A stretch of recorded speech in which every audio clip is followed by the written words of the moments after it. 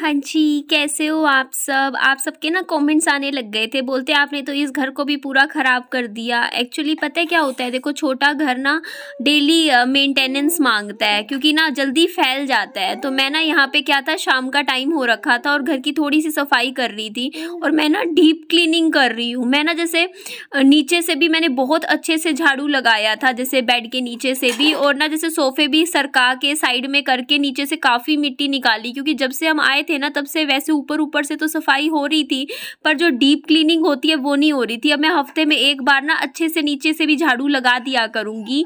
तो ये देखिए यहाँ मैं कितना खराब हो रखा है ना, सोफा भी बिल्कुल, और ये कारपेट ना गंदा सा हो रखा था, क्योंकि जैसे हम बाहर से पैर लेके आते हैं ना तो मिट्टी लग जाती है साथ में। तो मैंने ये कारपेट भी निकाल के इसको पूरा अच्छे से बाहर जाके झाड़ा था। और ये देखिए बेड के नीचे कितनी मिट्टी है, और देखो मेरा रिमोट जो है बेड के नीचे गिरा हुआ है, आप ध्यान से देखोगे तो आपको दिखेगा। और एक चप्पल भी गिरी हुई है। तो ये ना मैंने नहीं गिरी है, विहान बाबू क्या करता है, नीचे फेंक देता है। देखो एक बोल भी नीचे जा रखी है और कितनी ज़्यादा मिट्टी थी ना, तो मेरे को लगा अच्छे से सफाई करते हैं। तो मैंने ना झाड़ू से निकाल के सारा नीचे से सामान भी निकाला और पूरा अच्छे से लग के झाड़ू लगाया और कमरे की ना बढ़िया वाली सफाई कर दी थी। तो अच्छे से कमरा साफ हो गया था प्रॉपर। तो उसके बाद मैं बाहर गई थी। के बज रहे हैं 7:30 और मैं मेरे विहान बाबू के साथ आई हूँ। एक्चुअली मुझे दुकान पे जाना है नेल कटर खरीदने। मेरे नाखून बहुत बड़े हो गए हैं और मेरे पास नेल कटर नहीं है। तो मुझे रात को भी ना पता है ऐसे हो रहा था, नहीं यार काटने हैं, नाखून काटने हैं। मैं कहा चलो दुकान से जाके ले आती हूँ, और ये मेरे साथ लग रहा था। एक्चुअली बात पता है क्या है, विहान बाबू ना जिद करते हैं, कहते हैं मतलब मेरे को मतलब रोने लग जाते हैं, रात को भी, मॉर्निंग में भी, दिन में भी, जब भी उसे बाहर जाना होता है, घूमना होता है। तो यहाँ पे मैंने नेल कटर तो खरीद लिया था, इसीलिए विहान बाबू को साथ ले जाती हूँ मैं। तो मेरा काम का काम हो जाएगा और थोड़ा सा विहान बाबू को घूमना भी हो जाता है। तो यहाँ पे देखो इतनी प्यारी यमी यमी सी चॉकलेट्स हैं। मुझे ना पता है, मैंने पिछली बार डार्क चॉकलेट मंगवाई थी, खाई भी थी, पर मुझे इतनी ज़्यादा अच्छी नहीं लगी। सच बताऊँ, मुझे डार्क चॉकलेट से अच्छी ना ये डेयरी मिल्क वाली जो हमारी सिंपल चॉकलेट होती है ना, जो हम शुरू से खाते आ रहे हैं, मुझे तो यही वाली ज़्यादा अच्छी लगती है। तो यहाँ पे देखिए मैं देख रही थी, मैं सोच रही थी कि मैं ले लूँ एक डेयरी मिल्क, फिर पता नहीं क्यों मन में आया, मैंने कहा नई चॉकलेट रहने देती हूँ। मैं ना खुद के लिए इसकी जगह ना एक कोल्ड ड्रिंक ले लेती हूँ, क्योंकि मेरा ना थोड़ा प्यास सी लग रही थी। और ना ये देखो विहान बाबू की ये स्वेटर बहुत मुझे प्यारी लगती है, क्योंकि इसकी पहली स्वेटर थी जो इसके नानू लेकर आए थे, पिछली सर्दियों की है ये। तो यहाँ पे देखो मैं ना कोल्ड ड्रिंक देख रही थी, और थोड़ा सा ना नज़र बच्चे पे भी रखनी पड़ती है, क्योंकि बच्चा ना एकदम से निकल जाए ना बाहर, पता नहीं चलता। और मैं ना कभी भी बड़ी बोतल, आपने नोटिस किया होगा, कोल्ड ड्रिंक की कभी भी नहीं लेती हूँ। मैं ना ये 20 वाली लेना पसंद करती हूँ। लिम्का ले लेती हूँ, वैसे कोक भी कई बार पीने का मन करता है तो मैं ये वाली भी ले लेती हूँ। और ना पता है ज़्यादा ठंडी नहीं थी बिल्कुल भी, जैसे गर्मियों में ना मतलब फ्रिज को ज़्यादा कम टेम्परेचर पे रखा होता है तो ठंडी होती है एकदम। तो अभी ना बिल्कुल सही थी, मतलब पीने लायक थी, कि आप ना इसमें से फ्रिज में से निकालते ही पी सकते हो। तो यहाँ पे मैंने ये सामान दे दिया था यहाँ भैया को। और यहाँ पे जो शॉप वाले भैया हैं उन्होंने ना विहान बाबू को एक चॉकलेट भी दे दी थी, जो किस्मी वाली चॉकलेट होती थी ना, जो पहले के टाइम में हम खाया करते थे। अगर आपको याद हो तो आप मुझे कमेंट करके बताइएगा कि किस किस ने ये चॉकलेट खाई हुई है। तो ये वाली चॉकलेट ना मतलब अब भी काफ़ी टेस्टी होती है वैसे खाने में। तो विहान बाबू ना जैसे कोई अनजान बंदा होता है तो उससे एकदम से घुलता मिलता नहीं है, थोड़ा सा टाइम लेता है। तो रोता नहीं है, लेकिन ये किसी अनजान की गोदी में अगर विहान को मैं ले जाऊंगी ना तो ये रोएगा नहीं, बस चुपचाप ना बैठ जाएगा और उसको घूरता रहेगा। तो थोड़ा सा तो है, शर्मीला है थोड़ा सा विहान। तो यहाँ इसके बाद में सीधा यहाँ से मैं घर की तरफ आ गई थी। तो जी गुड मॉर्निंग। सुबह के 10:15 10:30 के करीब बज रहे हैं और मैंने अभी बिस्तरा भी देखो ऐसे का ऐसा है, भी ठीक नहीं किया। एक बार घर जाके आई थी मैं। एक्चुअली क्या था कि पापा, आजकल ना मैं बाजार जाती ही नहीं हूँ, तो मैं क्या करती हूँ, मैंने पापा जी को ही अपना ATM पकड़ा रखा है। मैं कह रखा है पापा जी आप ना पैसे उसी में से आप ही निकलवा लाया करो, मेरा चक्कर बच जाता है। आप जैसे बाजार वगैरह जाते हो ना, तो ये देखिए आपको मैं दिखाती हूँ, ये पैसे रखे हुए हैं, ये देखो। ये अभी भैया का फ़ोन आएगा तो मैं भैया को दे दूंगी, क्योंकि ना बताया था आपको मैंने कि 36,000 रुपये में बात हुई है, तो 10,000 रुपये तो मैंने दे दिए थे। 15,000 में आज दे दूंगी, क्योंकि आज संडे है, छुट्टी वाला दिन है, तो आज काम नहीं होना। और भैया कह रहे हैं कि मंडे को कंप्लीट काम करके आपका दे देंगे। तो मैंने कहा बाकी पैसे मैं मंडे को दे दूंगी, जो बचे हुए होंगे भैया हिसाब कर लेंगे। तो एक बार मैं आपको बाहर जाके मैं आपको बता देती हूँ, समझा देती हूँ कि मेरा स्टोर रूम किस तरीके से बनने वाला है, मैंने क्या क्या सोचा हुआ है। थोड़ी उसकी एक बेसिक होता नहीं है, इंग्लिश में क्या कहते हैं, रूपरेखा बता देती हूँ, ड्राइंग स्ट्रक्चर बता देती हूँ एक तरीके का। तो चलो वो मैं आपको समझा देती हूँ।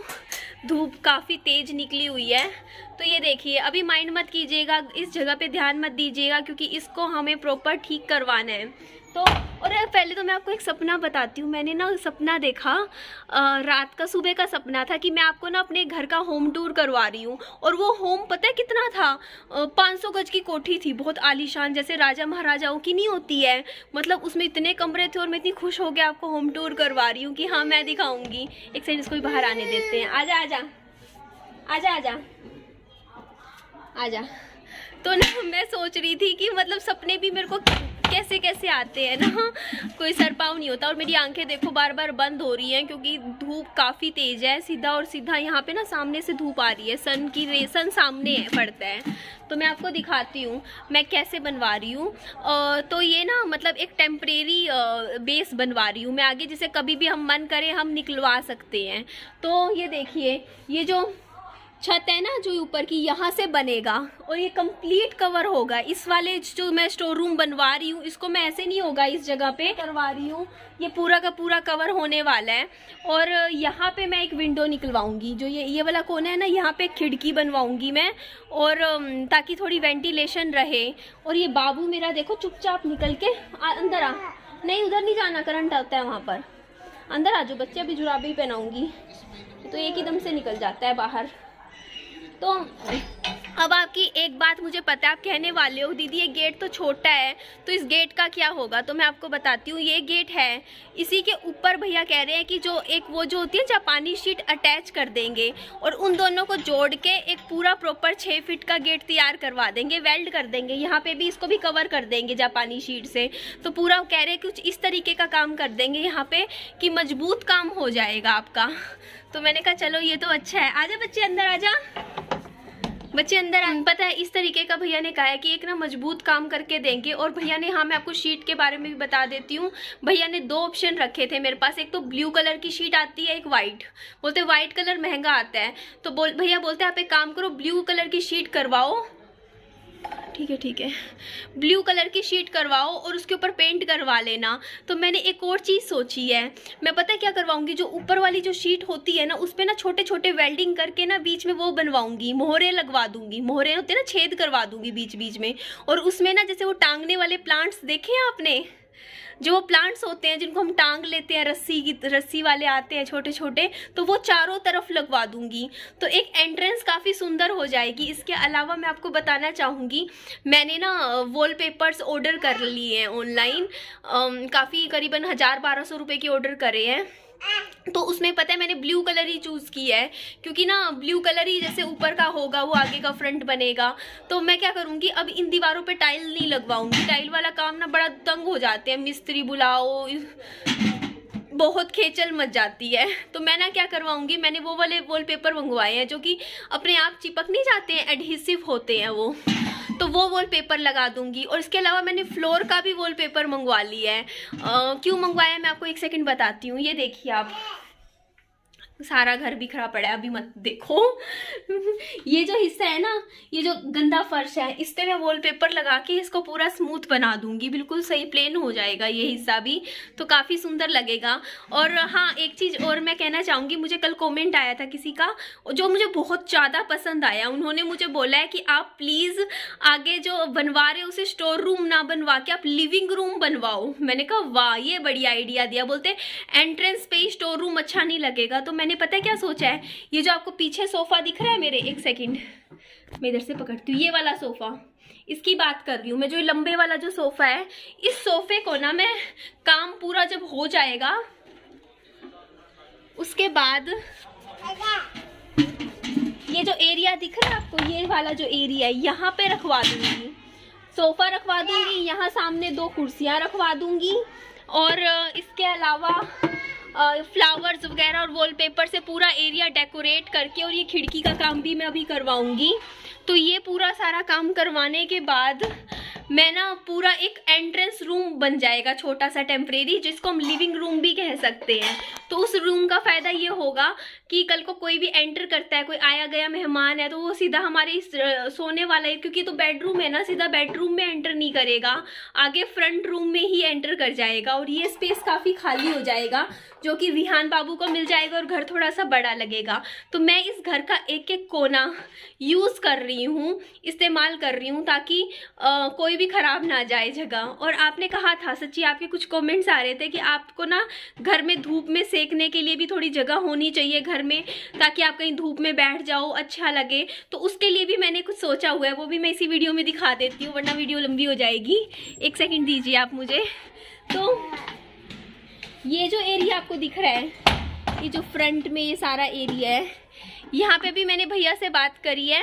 वो जो जापानी शीट थोड़ा टाइल वाइल का काम करवा के मिट्टी समतल जो होती है स्मूथ बनानी पड़ेगी, प्लेन बनानी पड़ेगी। वो होने के बाद क्या होगा, सामने जो एक छोटा सा भैया कह रहे गार्डन बना देंगे आपका, तार लगा के उस एरिया को बंद करवा देंगे। उसके बाद आपका जब मन करे आप वहाँ पे आराम से बैठ सकते हो, कोई टेंशन वाली बात नहीं है। तो देखो खर्चा तो मेरा हो रहा है, जो मैं काम करवा रही हूँ, जहाँ तक मुझे लगता है आखिरी टाइम तक, जब तक मेरा घर का पूरा फाइनल नहीं हो जाता, ये लगा के चलो 1.5 लाख रुपया तो लग ही जाएगा इस घर पे। क्योंकि काफी हद तक तो मैंने बताया था, पीछे का हिस्सा जब बना था उस पे भी मैंने करीबन 42,000 तक खर्च दिए थे, 36,000 अभी आगे लग रहे हैं, और उसके अलावा वॉलपेपर और भी काफी काम है, और आगे का जो गार्डन का है उसका खर्चा अलग आएगा। तो लगा के चलो करीबन 1.5 लाख से थोड़ा कम और लाख से थोड़ा ऊपर, 1.25 लाख का तो आराम से पड़ ही जाएगा खर्चा, कम करते करते भी। और ऊपर से सामान वामान भी लिया, उसका तो अलग ही है।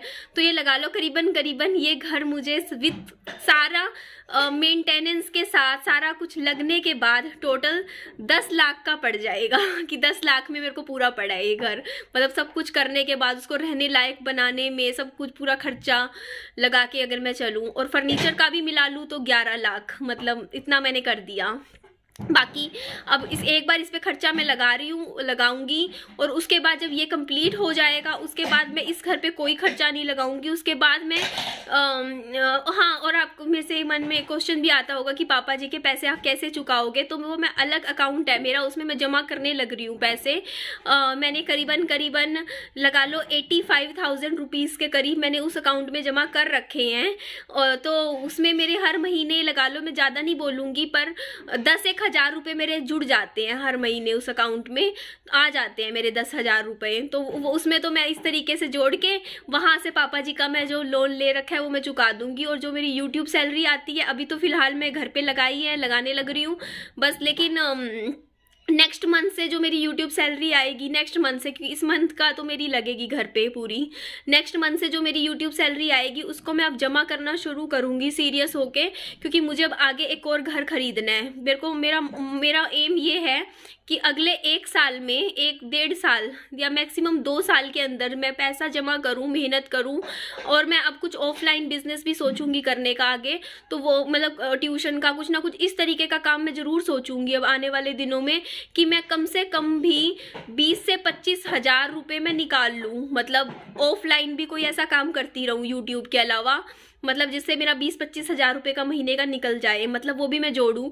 तो मेरा एम ये है कि मैं इतना मैं अपनी मतलब इतना मेहनत करूं कि मेरे अगले 2 साल बाद, अगर मैं यहाँ पे यूट्यूब पे रही मैं, तो 2 साल बाद मैं आपको अपने एक होम टूर करवाऊं अपने घर का, जो कम से कम 100 गज का हो, ऊपर नीचे 2 मंजिला हो, बना हुआ बहुत सुंदर घर हो, और उसका फिर मैं डेकोरेट करके आप सबके सामने लाऊं। अगर इतना मैं कर पाई अगले 2 साल बाद आप सबके सामने, तो मुझे बहुत खुशी होगी, और तब मुझे लगेगा कि हाँ, अब ये चीज़ तूने करी है, अब तूने एक्चुअल में कुछ किया है अपनी लाइफ में।